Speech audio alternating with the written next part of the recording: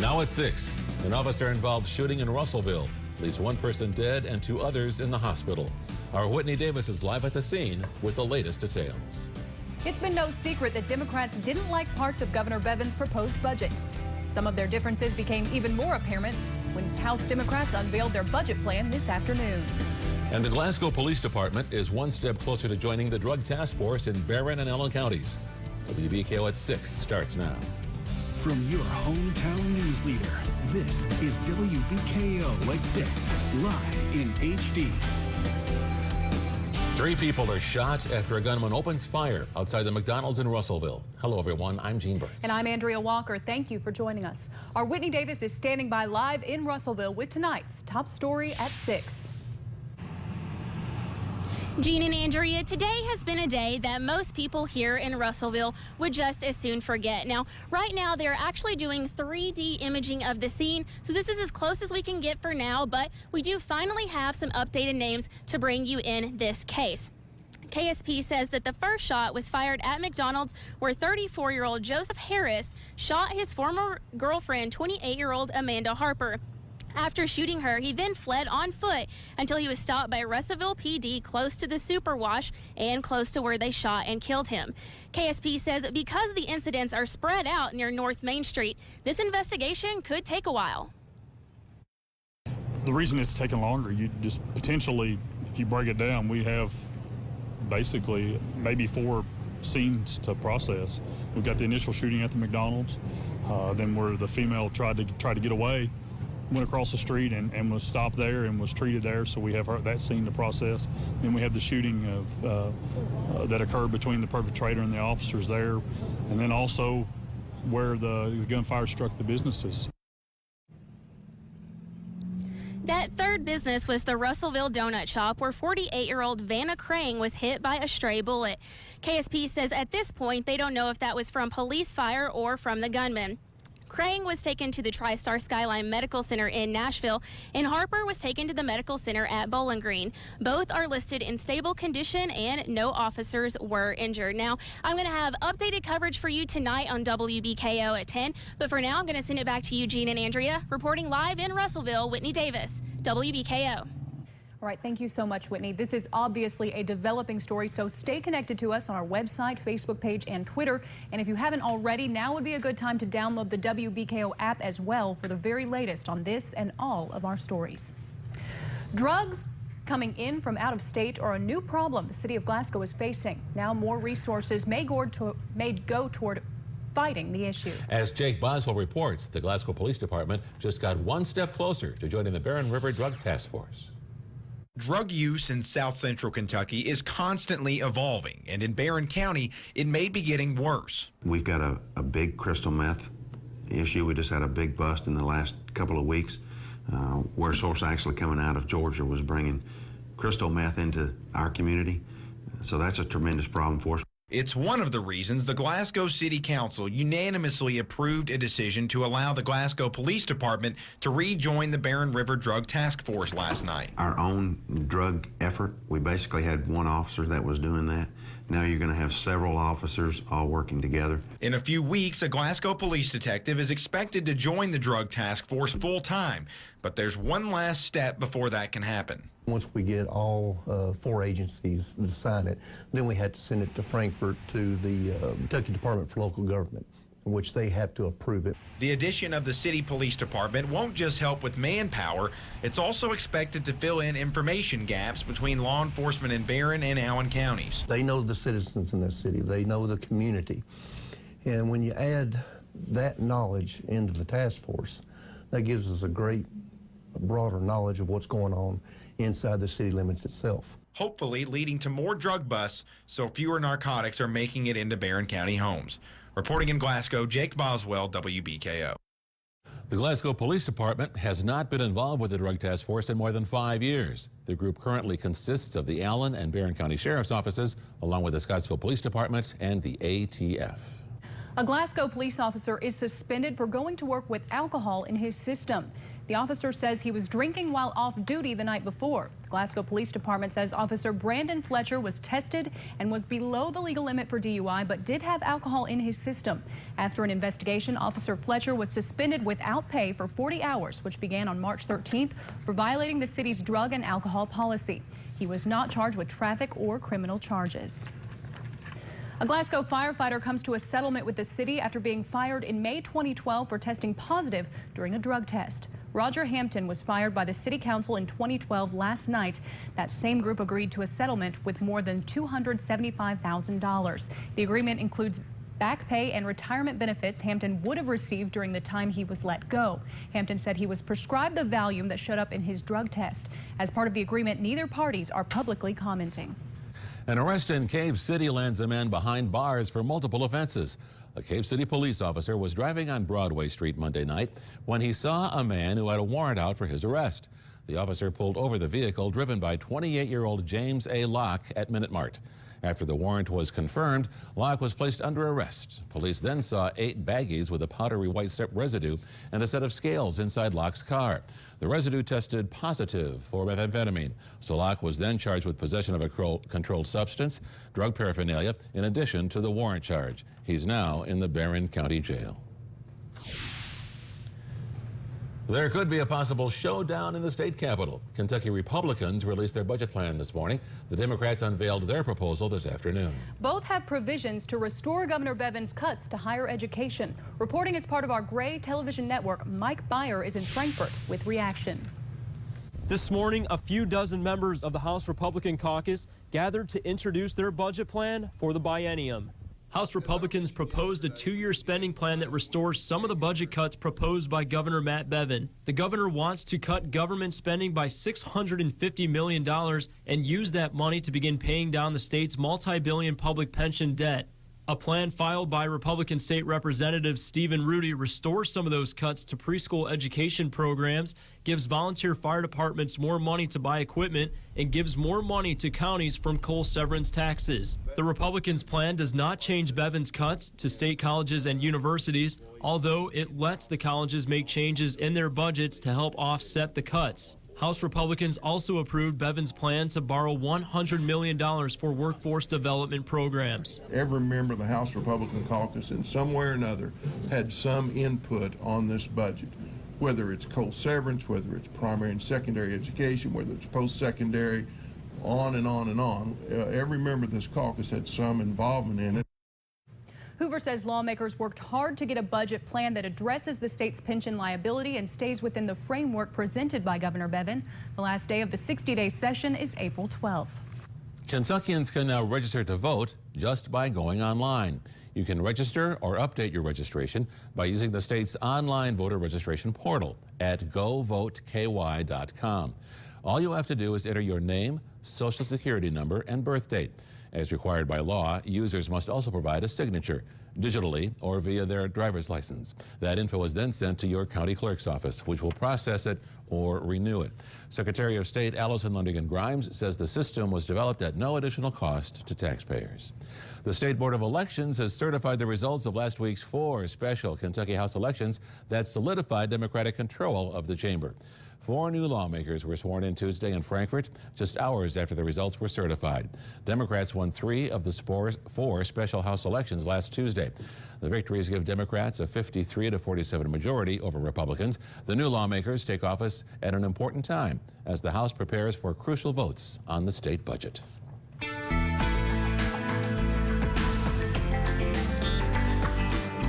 Oh my goodness, what a sensational Tuesday afternoon. Record warm temperatures all over the region today, readings that are more typical of early June than of mid-March. Outside right now it's still dry with lots of sunshine, Doppler Max HD.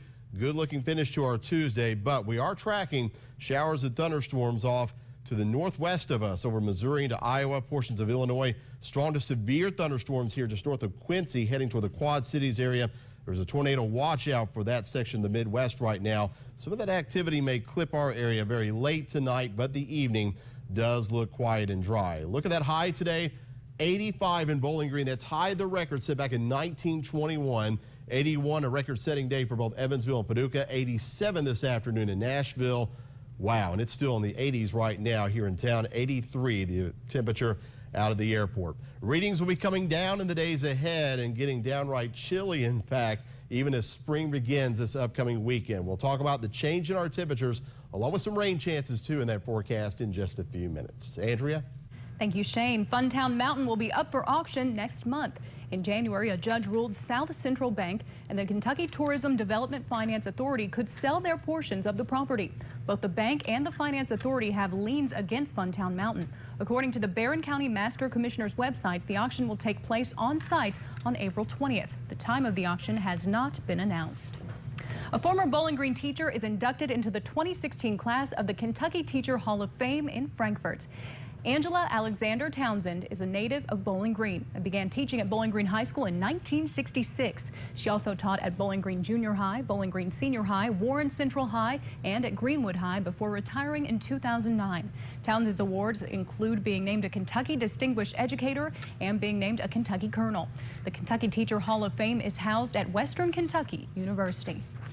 Still to come on WBKO at 6. Will Cuban voters help Marco Rubio win his home state? I'm Jacqueline Policastro in Miami's Little Havana. What voters are saying here. And today on our poll, we're asking, do you think UK will win the national championship? To vote, go to WBKO.com. Then watch us at 10 for the results. You're watching WBKO at 6. Live with Gene Burke, Andrea Walker, meteorologist Shane Hollandy, and Andrew Dawson with sports. This is your hometown news leader.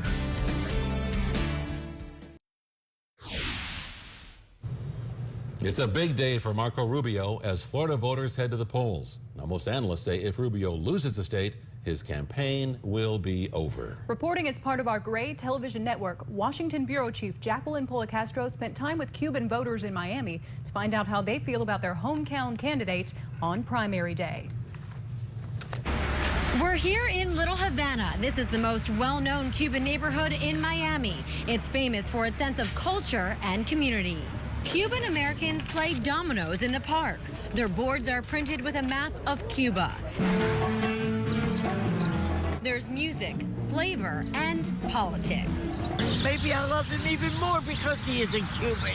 Many voters say they like Marco Rubio, but that doesn't mean they're going to vote for him. I'm voting for Donald Trump.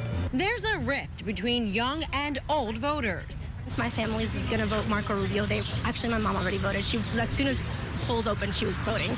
Even with a difference of opinion, it's clear the process is important. If I didn't vote, I would be doing a disservice to Cuba, where people don't have free elections. So as a Cuban, I've always been very conscious that I have to vote. Cuban Americans' political opinions are diverse.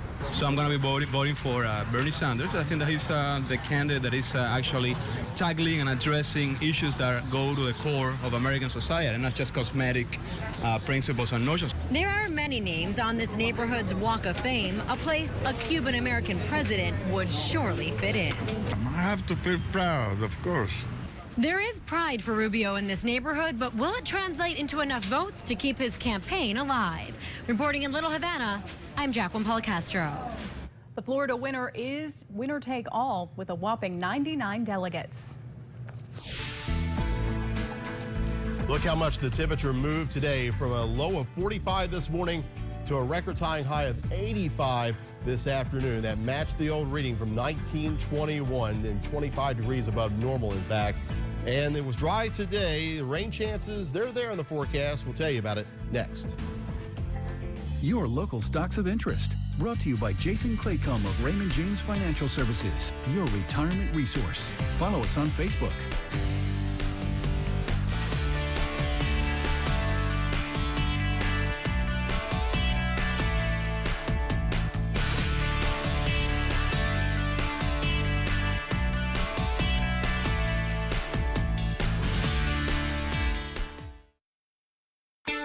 First Alert Weather is brought to you by the Medical Center.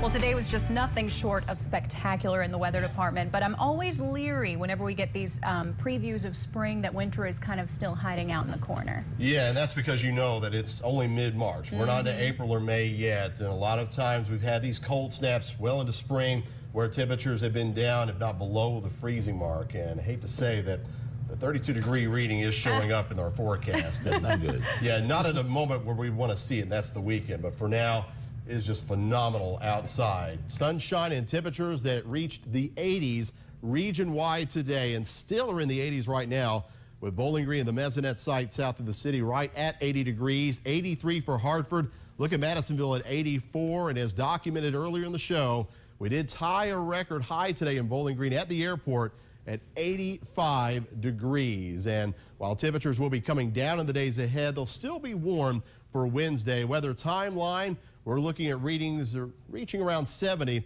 for a high temperature tomorrow. And that cool down is because we'll have a weak cold front sliding through tonight with clouds and just a few showers and thunder showers a possibility. But any rain from that system will be long gone by the time you get up tomorrow morning. Otherwise, Wednesday looks good. Thursday and Friday also look pretty good, although we will be trending cooler thanks to a Canadian front that will slide through here Thursday morning, taking temperatures back to more seasonal averages for the end of this week. And then we'll dip below seasonal averages just in time for the weekend, as we are going to be dealing, I think, with some rain in here late Saturday and early Sunday. Light rain at that, but it will be a chilly start to the spring season. Outside right now, though, it's anything but chilly. It's warm. There's a live view of AAA Systems webcam at Scottsville Road, traffic heading northbound there toward the intersection of Gary Farms Boulevard. Blue skies and sunshine. Of course, the sun now out to almost 7 o'clock as we have gone back to daylight saving time. 80 degrees, humidity at 41%, pretty dry with a south breeze at 11. In Franklin, 79 degrees. You did get into the 80s, though, today with sunshine there. Sunshine galore over Greenville, 84 right now. And, wow, what a day, not only for us, but across the Ohio, Tennessee Valley region into Dixie. Sunshine plentiful here on this Tuesday afternoon with high pressure in control for now, but here comes that next weather maker over the Midwest. Big-time thunderstorms blossoming here, some of them supercellular in nature near the Quad Cities right now. There's a tornado watch for that area of Iowa, Illinois, and northern Missouri. The severe weather threat with this system will stay to our north tonight. This is a storm system that will head into the Great Lakes. Trailing cold front will slide on through here during the overnight hours. With that system, there's a slight risk for severe to the north of us across sections of the lower Midwest, including Chicagoland down toward Indianapolis.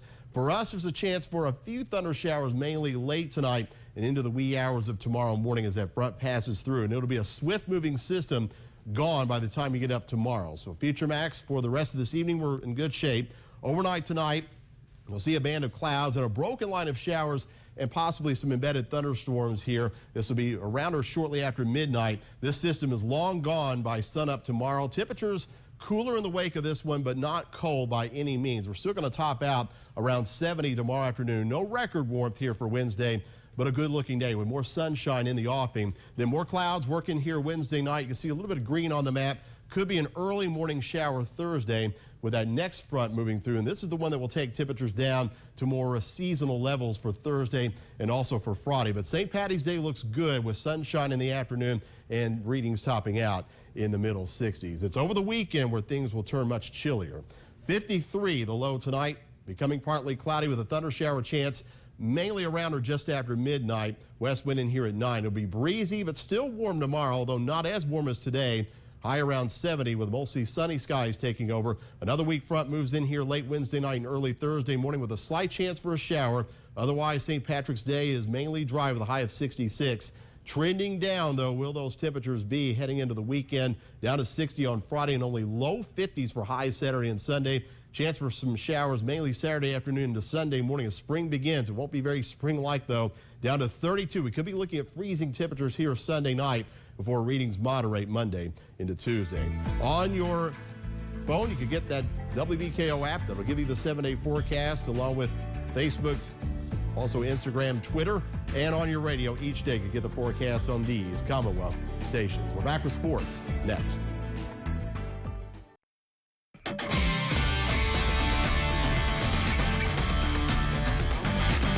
In 2014, the Bowling Green Purples made a run to the Final Four of the boys' Sweet 16. Last year, they finished state runner-up, losing to Owensboro in the championship. This year, well, yet to be seen, but it would stand to reason they are one of the favorites as the tournament begins tomorrow. Bowling Green is playing as well as anyone right now. They have won 24 games in a row. They haven't lost since December 21st. With an overall record of 30-2, the Purples have a good chance of winning the whole thing, but it all starts against Elliott County at 5:30 Wednesday. Last season, the Purples beat the Lions by 42 in the opening round, so they're preparing to face a team with a little revenge on their minds. Their coach will have them ready to go. So, and I anticipate, because the game got the way it did last year, they'll be ready. They'll have a little something for us, be a lot of fight. Usually around the state tournament, it's always like a random draw, and you don't know who it's an unfamiliar opponent, but it's always good to know that we're going to get somebody that we know. Yeah, it gives us a lot of confidence, and we know what we need to do, play inside-out ball, and we know what they like doing, and it just gives us the edge of knowing what they're going to do. What are you doing Thursday night around 7 p.m.? The Lady Tops will be in Diddle Arena taking on Dayton in the first round of the women's NIT, and I'm sure they would love it if you joined them. Here's a tale of the tape for the game. The Lady Tops are scoring more and allowing less points. That's good. They also have a better record, 24-6, compared to Dayton's 14-14. The Flyers are a little down this year, but keep in mind last season they made the Elite Eight of the NCAA Women's Tournament and led UConn at halftime before losing. The two teams have played 11 times in their history. The Lady Tops are 10-1 in those games. How about the Hilltopper baseball team in Lexington today taking on the Wildcats? They have won 8 of the last 10 against UK. Bottom of the first, Cats at bat. Cody Call on the mound. Thomas Peter makes the play on first. That is an out. Bottom of the second, we go with the runner on first and third. Hilltoppers knock one in, and they lead it by a run, and they were just getting started. Still in the second inning, Peter again gets on base, and the Cats scramble in the outfield. WKU, they'd bring another run home. Still in the second, Danny Hudzina knocks it to right field. Stephen Kraft scores. Hilltoppers, they have a big 10-3 lead right now. We'll bring you a final score tonight at 10. The Wildcats and Indiana Hoosiers aren't overlooking their first-round opponents, but their potential matchup in the second round looms over each team's head. The last time the two teams played was in the Sweet 16 in 2012. Since then, the series has been canceled, despite fans wanting it continued. If they do end up playing, Coach Cal says it is something he saw coming. I told Tom 3 weeks ago that we'd be playing them. I said, West Virginia, you, and my prediction was Kansas. He'll tell you, he just called me. He said, do you mind if I say it? I said, no, I know what they're going to do. Problem is, you're affecting more than one, you're affecting a lot. And they'll say it's all conspiracy, and I hear it all. Back to look at sports. We'll be right back.